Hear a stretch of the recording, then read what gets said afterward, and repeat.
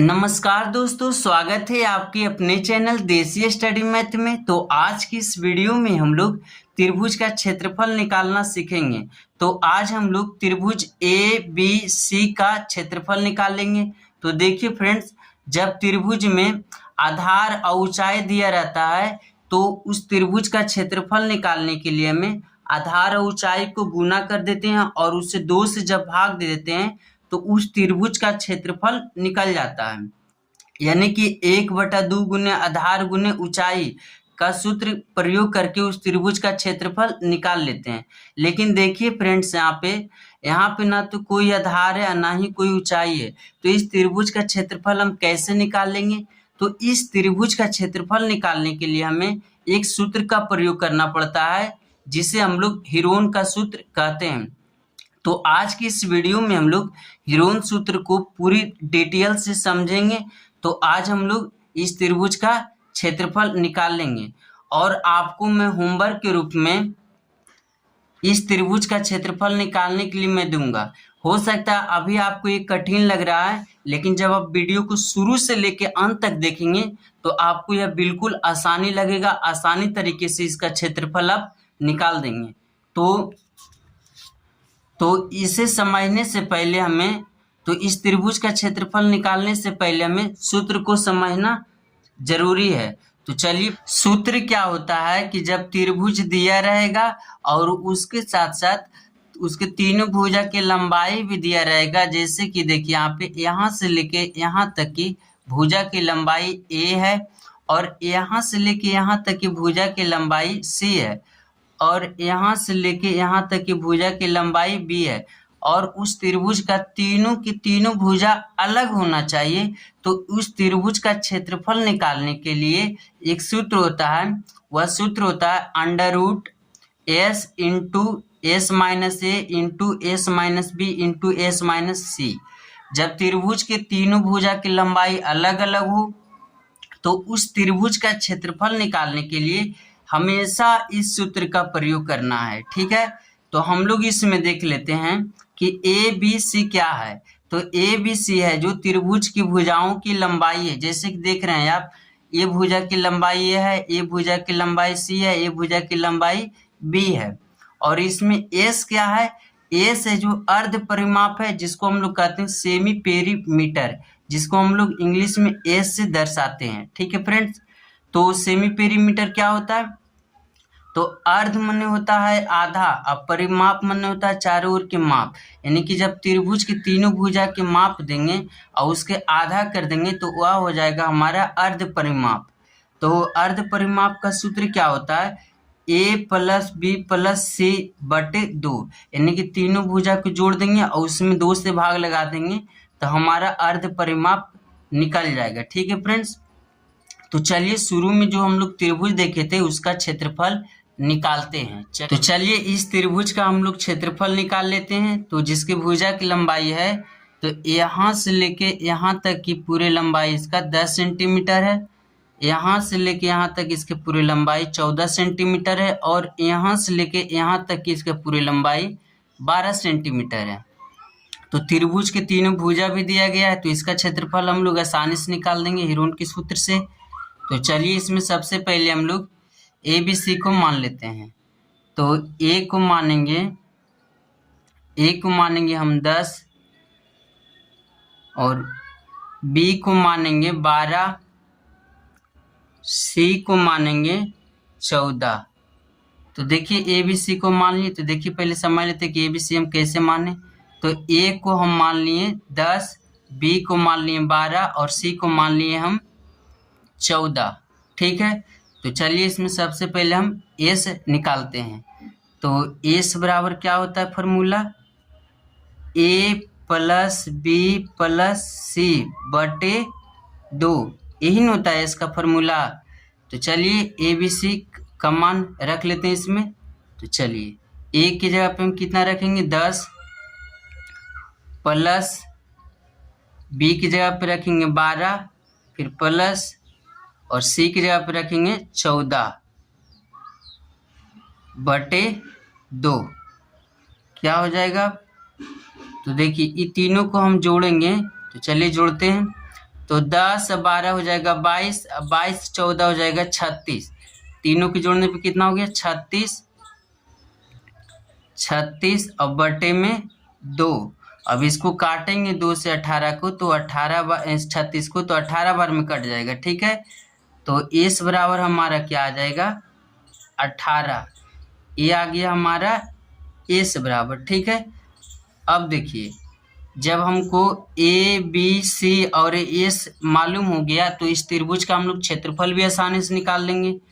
तो हम इस त्रिभुज का क्षेत्रफल निकालेंगे तो लिखेंगे हम त्रिभुज ए बी सी का क्षेत्रफल, त्रिभुज ए बी सी का क्षेत्रफल। तो क्या होता है इसका क्षेत्रफल, under root S into S minus A into S minus B into S minus C, ये होता है इस त्रिभुज का क्षेत्रफल।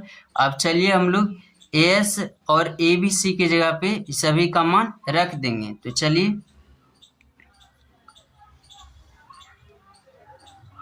तो एस की जगह पे कितना रखेंगे 18 इंटू एस आया, फिर 18 में रख देंगे, माइनस ए की जगह पे रखेंगे 10, फिर एस की जगह पे हम रखेंगे 18 माइनस बी की जगह पे 12 रख देंगे, फिर एस है 18 माइनस सी की जगह पे रखेंगे 14।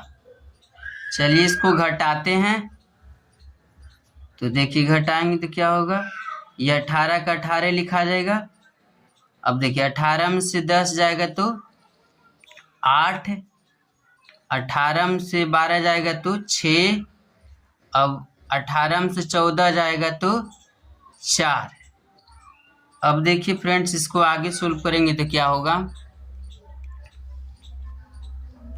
देखिए कोष्टक हटाएंगे तो यहाँ पे गुना के चिन्ह आ जाएगा। तो देखिए यहाँ हटाएंगे तो यहाँ पे गुना के चिन्ह, गुने में 8, फिर गुने में 6 लिखेंगे, फिर यहाँ पे कोष्टक हटाएंगे तो गुने में 4 लिखेंगे।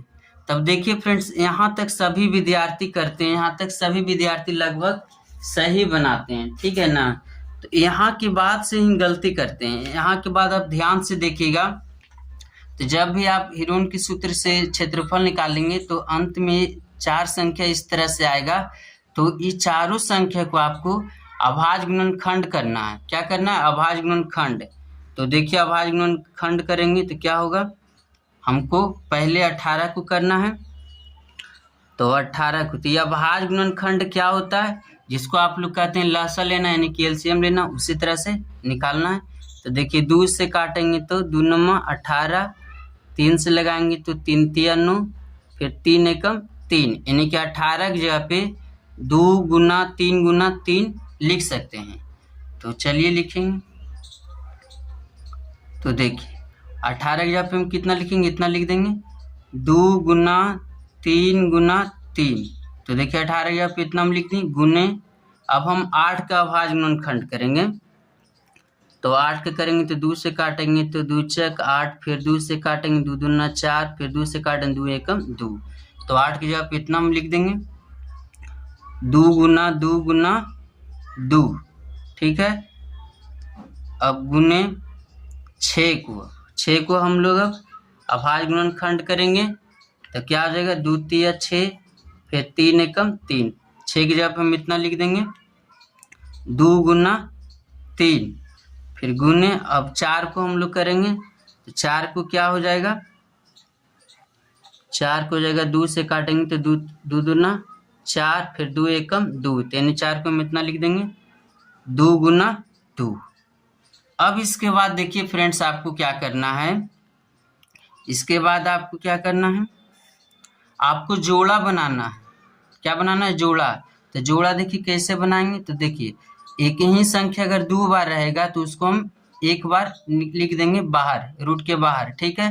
तो देखिए 2 यहाँ पे 1 है और 1 2 यहाँ पे, तो यहाँ पे 2 को 2 हो गया तो 1 2 बाहर आ जाएगा। फिर देखिए यहाँ पे 1 2 है, फिर यहाँ पे 1 2 है, तो 2 को 2 है तो 1 2 गुना में बाहर आ जाएगा। फिर देखिए यहाँ पे 2 को 2 है, यहाँ पे 2, तो 1 2 यहाँ पे 1 2, तो 2 2 हो गया, तो यहाँ पे 1 2 निकल जाएगा। ठीक है फ्रेंड्स, अब देखिए 1 3 यहाँ पे है, 1 3 यहाँ पे है, तो कितना हो जाएगा 2 3, तो 1 3 बाहर निकल जाएगा, तो लिख देंगे। अब देखिए फ्रेंड्स 2 है और 3 है जो जोड़ा में नहीं, यानी कि डबल में नहीं है, तो डबल में रहता है तो हम एक यहाँ पे बाहर निकाल के लिख देते, लेकिन नहीं है, तो इसको हम क्या करेंगे, ऐसा ही लिख देंगे।